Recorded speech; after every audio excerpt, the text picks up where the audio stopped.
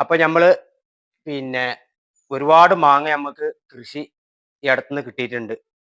അപ്പോൾ കടയിലേക്ക് കൊണ്ടു കൊടുക്കാൻ പറഞ്ഞപ്പോൾ കിലോ 15 രൂപ തരത്ത് പുളിമാങ്ങയാണ്. ഇത് പഴുപ്പിക്കാൻ പറ്റില്ല പറഞ്ഞിട്ട് പൈസ അവര് 15 രൂപ തരുള്ളൂ പറഞ്ഞിട്ടുള്ളൂ. അപ്പൊ നമ്മൾ എന്താ ചെയ്യാ അറിയോ? ഈ സാധനം നമ്മൾ തിരിച്ചു കൊടന്നു. തിരിച്ചു കൊടന്നതിന്റെ ശേഷം നമ്മൾ ഇതിപ്പോ ഇത് കട്ട് ചെയ്തിട്ട് വെയിലത്തിട്ട് ഉണക്കാൻ പോകുകയാണ്. ഈ വെയിലത്തിട്ട് ഉണക്കി കഴിഞ്ഞാൽ നമുക്ക് ഈ മാങ്ങയുടെ സീസൺ കഴിഞ്ഞാൽ നമുക്ക് മീൻകറിയിലായാലും പച്ചക്കറിയിലായാലും നമുക്ക് കുറച്ചീശെ എടുത്ത് നമുക്ക് യൂസ് ചെയ്യാൻ പറ്റും. അപ്പൊ നമുക്കൊരു കാര്യം ചെയ്യാം. ഇത് കട്ട് ചെയ്യാൻ നമുക്ക് ഇതിങ്ങനെ കട്ട് ചെയ്തിട്ട്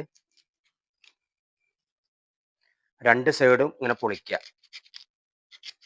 ഈ വേണ്ടത് ഒരു പകുതി മൂപ്പായിട്ട്. പകുതി മൂപ്പാണെങ്കിലും നല്ല പുളിപ്പുള്ള സാധനമാണ് കേട്ടോ.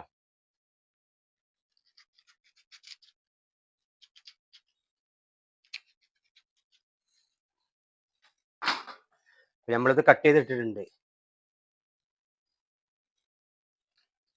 ഷാബാദ് എന്തിനാ ഇങ്ങനെ ചെയ്യണേ?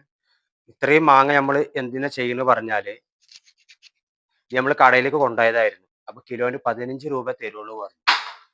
ഈ 15 രൂപ നമുക്കിത് മുതലാവൂല. അപ്പൊ നമ്മൾ എന്താ ചെയ്ത് നേരെ ഇങ്ങോട്ട് തിരിച്ചു കൊടുത്തിട്ട് ഇത് ഫുള്ള് കട്ട് ചെയ്തിട്ട് ചെറിയ പീസാക്കിയിട്ട് ഉണക്കിയിടാനാണ്. അത് ഉപ്പ് എന്തെങ്കിലും പറ്റണം? ഉപ്പ് വേണമെങ്കിൽ ഒരു ലേശം നമുക്ക് ഇടാം. ഇടുന്നോണ്ട് കുഴപ്പമില്ല. പെട്ടെന്ന് കേട് വരൂല.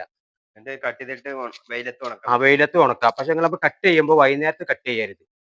മാക്സിമം നമ്മൾ രാവിലെ ഒരു 8 മണിക്ക് കട്ട് ചെയ്ത് ഒരു മണിക്കൂർ കൊണ്ട് ഇത് കഴിയുകയാണെങ്കിൽ കട്ട് ചെയ്ത അവിടെ തന്നെ നമ്മൾ വെയിലത്ത് ഉണക്കാണ്ടണം. വെയിലത്ത് ഉണക്കിട്ട് കഴിഞ്ഞാൽ പിന്നെ ഒരു ദിവസത്തിന്റെ വെയിൽ കൊണ്ട് കഴിഞ്ഞ് പറഞ്ഞാൽ പിറ്റേ ദിവസം എടുത്ത് വെച്ചാൽ കേട് വരില്ല. അതുകൊണ്ട് ഇങ്ങനെ ചെറിയ പീസാക്കുകയാണെങ്കിൽ ഇതിപ്പോ ഇപ്പോഴൊന്നും കഴിയൂല. ഒരു മണിക്കൂറോളം ആവും നമ്മൾ കട്ടിങ്. ഇത് കാരണം ഇപ്പോൾ ഇത് 35 കിലോ മാങ്ങ ഉണ്ട്.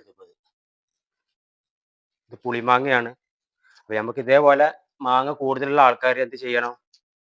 കടയിൽ കൊണ്ടുപോയി കൊടുക്കണ്ട. കടയിൽ കൊടുക്കുകയാണെങ്കിൽ നമുക്ക് വെറുതെയാണ്, പൈസ ആരും തരൂല.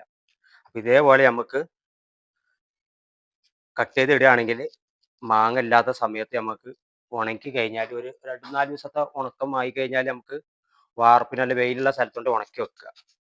നമ്മളെ ആവശ്യത്തിനനുസരിച്ച് നമുക്ക് കറിയിലേക്കും സാമ്പാറിലേക്കും മീൻകറിക്കൊക്കെ നമുക്ക് മാങ്ങ ഇല്ലാത്ത സമയത്ത് നമുക്ക് ഇത് യൂസ് ചെയ്യാൻ പറ്റും. അപ്പോൾ നിങ്ങൾ ഇതേപോലെ മാങ്ങയുള്ള ആൾക്കാർ ഇതേപോലെ ഒന്ന് ട്രൈ ചെയ്ത് നോക്കി നോക്കിട്ടോ.